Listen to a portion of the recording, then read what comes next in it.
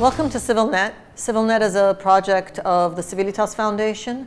It will be launched in September formally and will serve to try to bring contextual, objective, comparative, fair, timely information about Armenia and the Caucasus. It will be an internet channel, live, daily, news and research based, and we will count on our resources around the world, individuals who have been following the Caucasus for at least 20 years to help us make sense of all that's going on around us in each of the individual countries and in the region as a whole. We couldn't resist the temptation to use this opportunity today in the run-up to the meeting of the presidents in Kazan, Russia, later this week, as the opportunity to convene a small roundtable. Well, actually not such a small roundtable. There is not a crystal ball on this table, but with the benefit of Skype, we're able to bring together a former American co-chair of the Minsk Group, Ambassador Kerry Kavanaugh, who is now a professor at the University of Kentucky. We also have around the table with us 3 Caucasus experts, people who've been following the Caucasus in various capacities over the last 20 years. Liz Fuller with Radio Free Europe from Prague, Lawrence Browers from London, Conciliation Resources, and Lawrence Sheets, who's worn various hats over the last 20 years and is currently representing the International Crisis Group based in Tbilisi. Thank you, Kerry, you've come the farthest. And thank you, friends around the table. Ambassador Kavanaugh, you can hear me? We can continue? I can hear you perfectly. I think it's not too unfair to say that you, as the co-chair who was in the Minsk Group at the time of Key West, was possibly under even greater pressure than the co-chairs are today to try to get to some sort of resolution. Are you feeling badly for your new colleagues? I don't feel badly for them. I feel hopeful for them. And I worry that the word pressure is the wrong one. It's hard to recall precisely the environment that existed 10 years ago at Key West. But the sense wasn't one of pressure, but one of actually great optimism. The process at that point had gone in a very different direction in that it was being driven primarily by the presidents of Armenia and Azerbaijan. And there was such a consensus among the Minsk Group co-chair presidents that we were able to really be looking at a possible solution that wasn't pressure. How do you get parties to agree? How do you get them to sign on the line and move the process forward?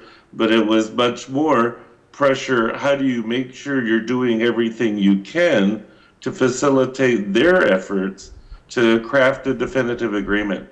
I think today, I'm excited they're meeting in Kazan. I was pleased at the statement that came out of Deauville from Presidents Obama, Medvedev, and the Sarkozy. French President Sarkozy. You know, I saw all that as a great sign. I haven't seen as fully the commitment on the part of the leadership in both countries to move it forward, but I know that how difficult that is from experience. And my hope is what we'll see out of Kazan this week is some more steps in that direction. But isn't that a little bit backwards? I mean, isn't it a little bit backwards that it's not the presidents of Armenia and Azerbaijan sounding hopeful and the Karabakh is not being heard from at all? And so the extra excitement internationally, I sometimes worry, will count backwards, actually. No, it could, and I worry about that too. I would much prefer that the excitement be coming from the presidents themselves.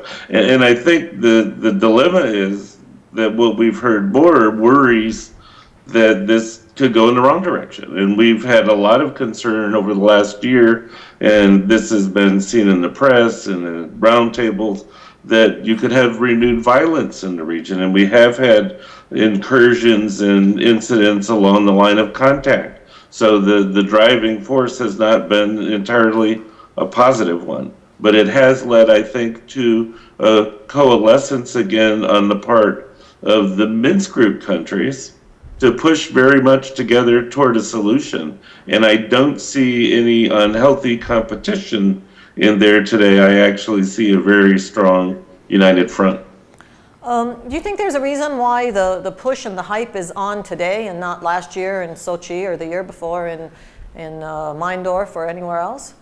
Well, I get the sense there's been a better feeling that there is some more progress behind the scenes. I mean, we did see in Astrakhan some movement, minor, but again, we've had some past success in these sessions with the two presidents and President Medvedev. And I think the feeling in Deauville, but coming out of the discussions between the three presidents of the Minsk group countries, was there's a chance to do something here. I will say, the principles have been being kicked around for almost 5 years now. It should not be that hard, if there's agreement possible, to agree on that set of principles. Thank you, Carrie. The Lawrence and Liz around the table are nodding their heads. I think that maybe you've given us the perfect opening, that really we're talking about presidents agreeing to a set of principles, not a document, not a peace deal. The way it's been presented is really that we're talking about principles. So we'll continue now with our guests here in Yerevan, and thank you for setting that up, and hope to keep talking to you over the next couple of weeks and months. It was my pleasure. Thank you. There's no crystal ball on the table, but Are you sure? there is no crystal ball on the table. So I'm not going to ask you the obvious question, what do you think will happen? I'm going to ask you why you think we are where we are now, and why you were each nodding at the principles. Is that really, are we at the point where enough already? I mean, these are basic principles, get on with it? Lawrence? Renewed interest in the conflict, and in getting the basic principles signed. On the part of? On the part of the international community, which largely had been absent, we feel, during the last 2 or 3 years. There was a decrease in interest for various reasons. There are many wars and conflicts going on in the world. And we as an organization were quite concerned that people were, quite frankly, taking their eyes off the ball. And what we've been trying to emphasize over the last year very strongly is to refocus international energy on this conflict and warn people that a resumption of hostilities would probably not look like the situation pre-1994. That is to say, it would probably involve a regional conflict with very unpredictable consequences, which would be far more bloody, potentially, and could potentially suck in regional powers such as Russia, Turkey, even potentially Iran. So with that kind of potential for destabilization, which the world obviously doesn't need, this is what we've been trying to focus our attention on. And I think why right now there's such an impetus is because there is a degree of international fatigue with the issue. There are so many other issues in the world. And quite frankly, I think this is why many people see this and describe it in rather dire terms as one of the last sort of big chances to strike an agreement. But if that logic is right, and if I were to look at this as either a cynic or as a worried Armenian, I would say that added interest or concern on behalf of on the part of the international community at this time may end up pushing the sides, all three of them, into a place that they're not necessarily able to either swallow or sell, and things can get worse instead of better, kind of like the Turkey parallel. They push the protocols, we think, as the results showed, in kind of the wrong way, and now we have a worse situation than we had before. No? Should I not worry, Lawrence? I would be worried. And one of the things that concerns me about the current situation is that once again it seems that the presidents in some isolated location far away from their societies are negotiating a deal that doesn't have broad buy-in.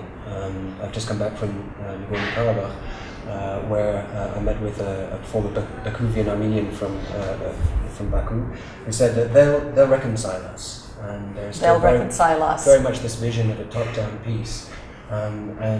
While I share a limited sense of optimism, I do think the Madrid Principles represent about as close as you can get at this moment in time, a set of ideas that reconcile the conflicting claims of the two sides and provide a basis for moving forward. I still don't see an interface between this very narrow peace process and the broader societies who are going to have to accept it. I get the feeling when I read the press that both internationally and domestically, we mix up the Madrid Principles and the Madrid document. And so really we're not just talking about basic principles of resolution anymore, but we're talking about a document that had and has owners and defenders, and we're not talking about a foreign policy and a conflict resolution issue anymore. We're talking about a domestic issue. Liz, am I being too cynical? I don't think so. What worries me is the way that President Ilham Aliyev seems to be seeking to turn the Deauville Statement to his own advantage. What do you mean? The Deauville Statement was May 26th. May the 28th was, of course, the anniversary of Azerbaijan's independence. In his public statement, President Aliyev didn't actually mention the Deauville Statement. What he said was the co-chairs or the co-chairing countries have said that the status quo is untenable, and that means that the Armenians have to give up the occupied territories. Period. He's reducing it to something very, very basic, something very distorted, but which is, understandable to the Azerbaijani population in terms of this is where we are, this is what should happen. So we really are talking to domestic audiences. I mean, Yes. we're really not looking for a conflict resolution. We don't have three guys around the table all wanting the same thing, or do we?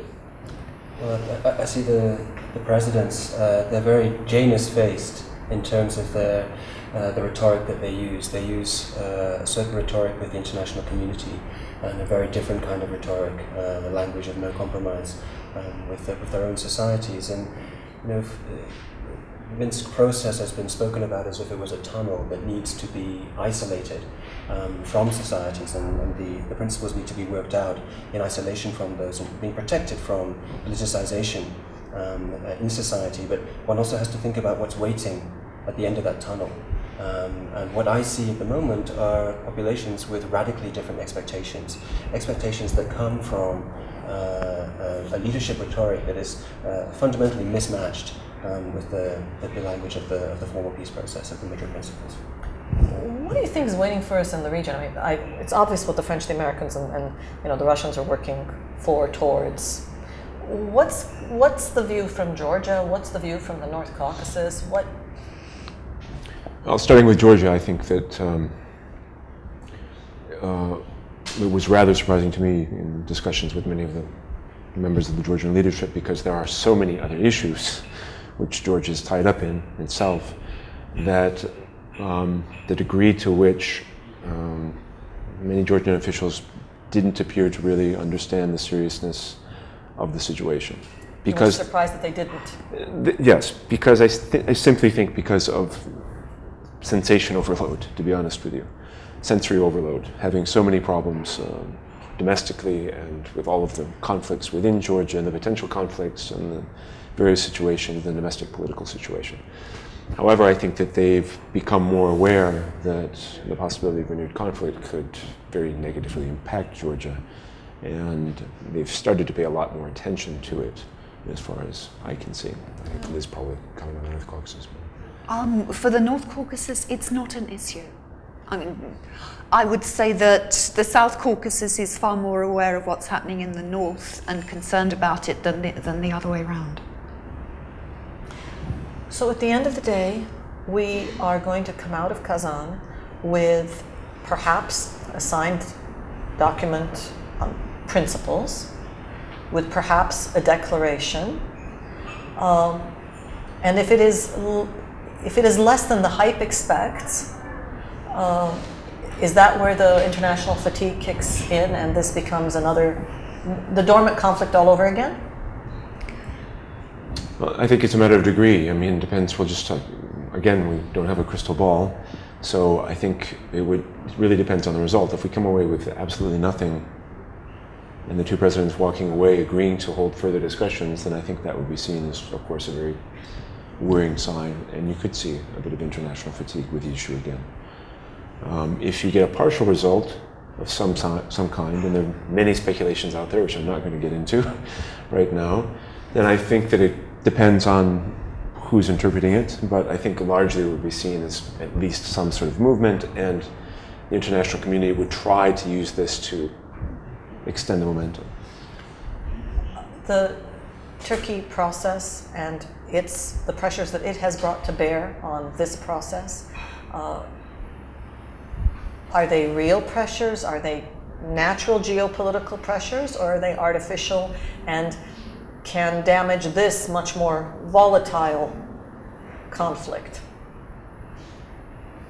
Is there a sense in Stepanakert that they're being that they've been instrumentalized? I was actually very surprised by the apparent calmness, not to say almost lack of interest, in this hype, in the situation in Karabakh, and one can speculate on the reasons for that. There have been a number of documents signed over the last 2.5 years, so this is not the first time that something is being signed, and I think there is an awareness that a signed document may be an opportunity to change the status quo somewhat. It's not an instant resolution of the conflict. So there may be a new kind of pragmatism with regard to these track one developments. But what it certainly is not about is increased awareness and agreement with the Madrid principles themselves.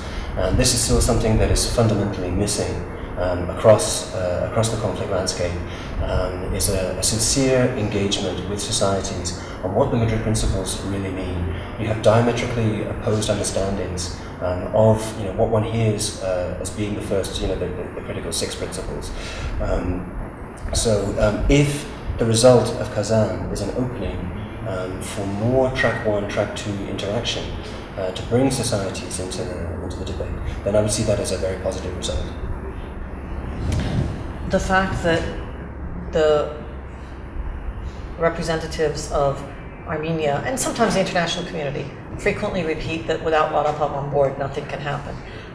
Is that perhaps what is leading to this lackadaisical, they're not going anywhere without us, so it doesn't really matter, they can go talk all they like? Or is it a powerlessness, a feeling of powerlessness?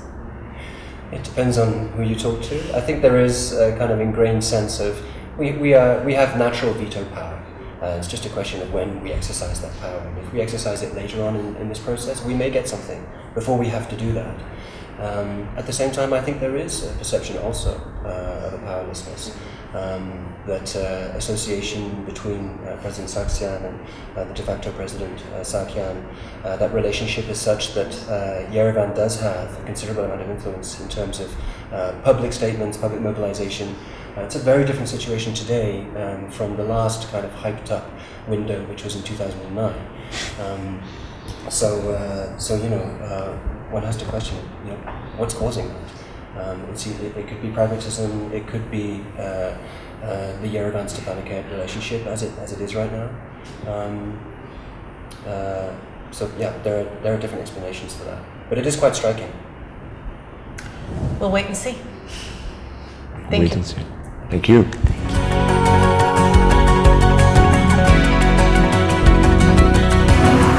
With us now to discuss the same issue but from a local perspective are three individuals who are experts in the Caucasus, the region, have been following what's going on now for nearly 20 years. That sounds like an awfully long time for a conflict. To my left is Vahram Dermatevosyan, who is a professor of history, Turkish history.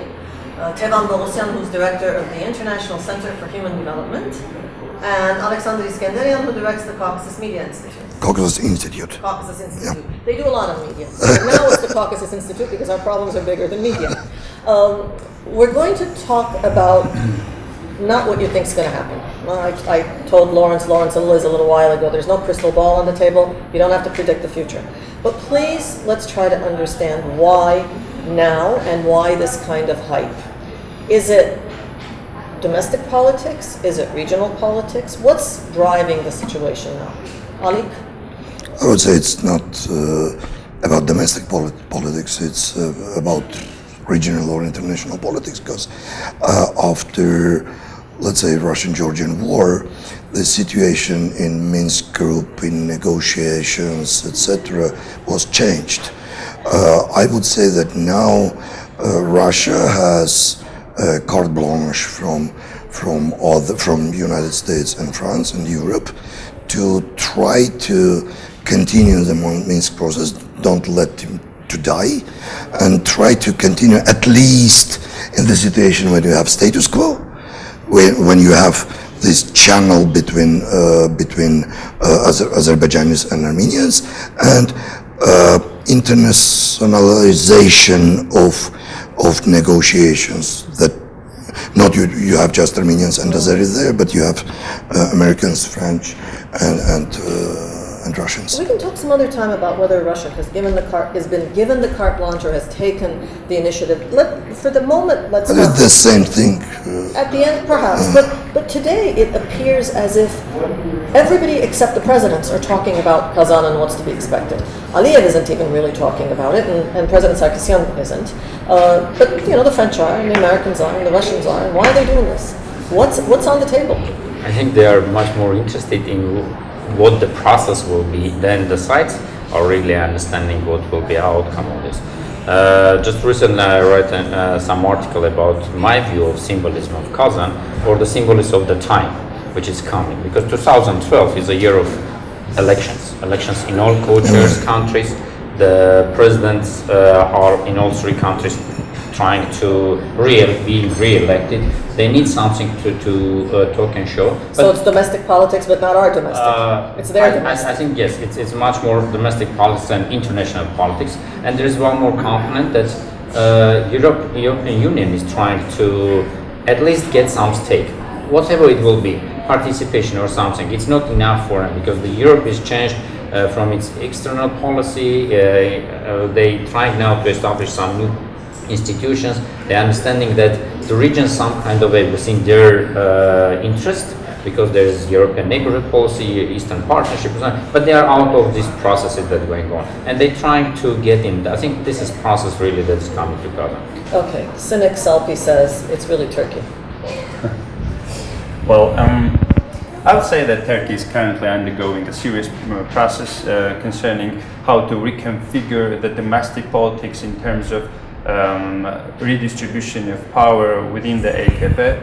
But on the other hand, you see that that party is in the pursuit of internalization of their victory. They want to understand how to distribute their power so that they can come up to the foreign policy, so that they can be reflected in the foreign policy initiatives of Turkey. But their insistence frequently, not just from their governmental leaders, but even Çavuşoğlu, who is of Turkish descent but heads PASE Secretary General, even he will consistently say, look, Turkey, Armenia, yeah, sure, but really Qarabağ first. So is that what's driving this current frenzy? Well, I think the multiple factors are on the table.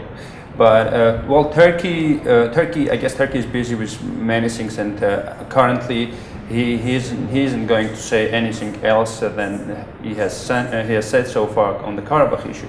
But what is important that I wanted to elaborate on the question that have been raised before, that this is really an issue that hasn't been internalized.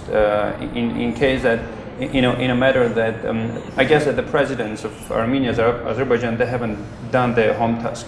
If that was their home task to prepare their respective societies for reconciliation or for peace or for an agreement, they haven't done so. So to expect something that hasn't been created a proper ground in order to reach something, in order to have the backup of their societies, I guess in that terms they haven't done their homework. The internationals say the same thing, but we who live by these topics and work at them and with them and through them, it seems to me there's a real conflicting reality. On the one hand, we all agree there's not enough political dialogue, whether right now it's about Kazan or generally. On the other hand, there are no media, no mediums, media in that sense. There are no places where the complexities of these political issues can be discussed. You're talking about land, you're talking about governments falling if they make the wrong decisions, you're talking about domestic situations where people are not prepared. How do you reconcile the absence of political dialogue with the urgent, critical need from crisis to crisis of political dialogue? How do we fix this? I would say that we, in Armenia, if you talk about Armenia, we don't have non-politicized dialogue about politics. All people call them, or about all people call them political analysts. They are political analysts of that party, of this party, of that circle, of this circle, pro-governmental, anti-governmental, etc. Really, you need in Armenia, to have in any country, but in Armenia in particular, you need to have non-politicized dialogue about what's going on in the country and what's going on around. If you don't have it, you will have political statements instead of political dialogue. It's not about Kazan. It's about this or that politician inside Armenia. It's not about Karabakh. It's about this or that position in political, let's say, sphere in Armenia, etc. So this is a problem, basic problem of talking about politics in our country. Do you guys agree? Because I think the problem is half of that. I think the problem is not that people have political agendas. It's that they are not honest in the political analysis process. Let them have an agenda and let them show me how they got to their conclusion. If you are a politician, you shouldn't be honest. It's impossible. If you are a politician, not political analyst, by your role, you can be good politician or bad politician, good political analyst or bad political analyst. It's not about mistakes. But if you are a politician, you shouldn't be honest. It's impossible. Don't like Many that. times I think the show element is driving really what's going on. I think we don't have really cultural dialogue, but when you're saying culture, I mean the culture of processes. Because dialogue, negotiation, and everything, it's the process. Sometimes we're forgetting that our process is wrongly put it there. Then definitely essence would be also wrong. It's not the issue of who would be sitting between the talking, but the process should be properly presented. And are we talking about positions or are we talking about interest? And many times everything is mixed up, that it's driving to various wrong conclusions. I think we need to really sometimes kind of a unique training of the elements, which is to really put it on the process, to cultivate the culture of the process of dialogue, then many issues will be much easily resolved. Because sometimes we need this PR show than really a dialogue. And this is for me making that I'm not interested in a dialogue if I'm doing the show. Okay, let's leave that aside. You want to add something? Yeah, Quick. I think the bottom line is that what we see on the surface is not the same as it is on the content. Because, well, if you go and watch the TV news in Armenia, you certainly assume that, well, there we go. They go and talk in the clubs, press clubs. They do talk. You have one guy from opposition, another one from the ruling party. Then you see the dialogue. But the essence of the dialogue should be really broken down, and you need to see. It should be presented to the public. What's the format of the dialogue? What else should be done in order to present that this is a dialogue? Yeah, we're going to have a dialogue on dialogue. Let me ask the last question back to Kazan. It's the $64,000 question, but basically I need like a quick yes and no. Do you think that the international community, whatever the direction of a possible resolution may be, do you think that the international community understands, gets it, that whatever the solution, at whatever time, in whatever political way, Karabakh cannot go back to the sovereignty of Azerbaijan? Do you think that line is clear for the international community? Absolutely. Yes, I do. Every international player or person or official, when in non-official situation, they say it and they understand it very clear that we're not talking about territory of Nagorno-Karabakh Autonomous Oblast at all. What's going on, it's about territories around, not about the territory of Nagorno-Karabakh Autonomous Oblast. The problem of Kazan, problem of Azerbaijan is in Kazan and not just in Kazan, is they understand it very good as well. But understanding is one thing, but to say it openly to your society is another. It's a problem of Kazan.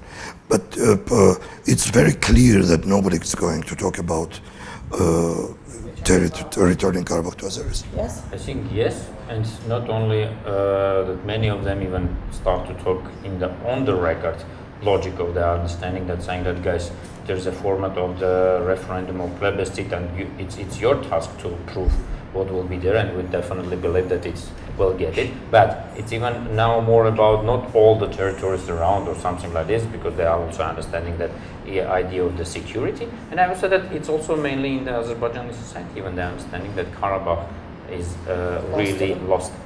On the idea what is the karma for them is totally different. Okay, all right.